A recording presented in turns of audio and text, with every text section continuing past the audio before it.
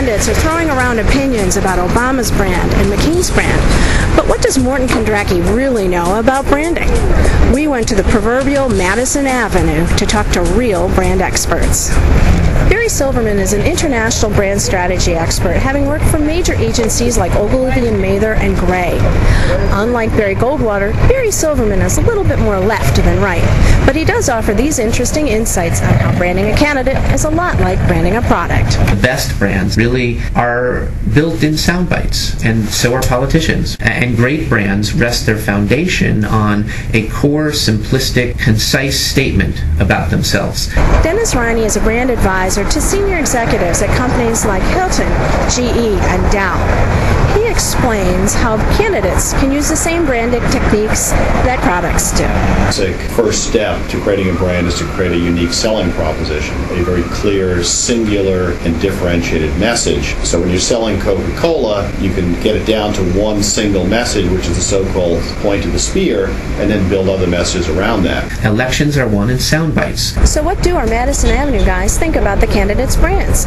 We started with Senator Obama. His key word being change is actually a pretty good job, back to the corporate analogy, of developing that spear point, that singular message or singular issue that really overrides everything else that you may like or not like. Here's an African American, young, very articulate, new thinking type of guy running for the highest office in the land.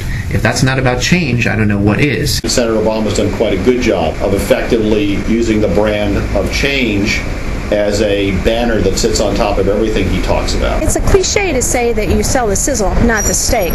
Don't brands have to have some substance to succeed in the long run? He may have be the first presidential candidate to turn his lack of experience into a real brand benefit, namely that this is a celebrity campaign, it's a charm offensive. It's more based on what he's going to do rather than what he has actually done. And what about Senator McCain? There doesn't seem to be one clear banner or bumper sticker that he's put on top of his entire campaign that people can remember. I think he hasn't, in my opinion, quite found his brand voice. You can see a big difference, in the messaging right from the site itself. You see a lot of different messages. You see a lot of different things going on here. He's kind of built something on country first, reform, prosperity, and peace. Intellectually, that makes sense, but that's not how brands work. Failure to focus isn't McCain's only problem. He's become a Me Too candidate with change, even though he was a reformer when Obama was still in school.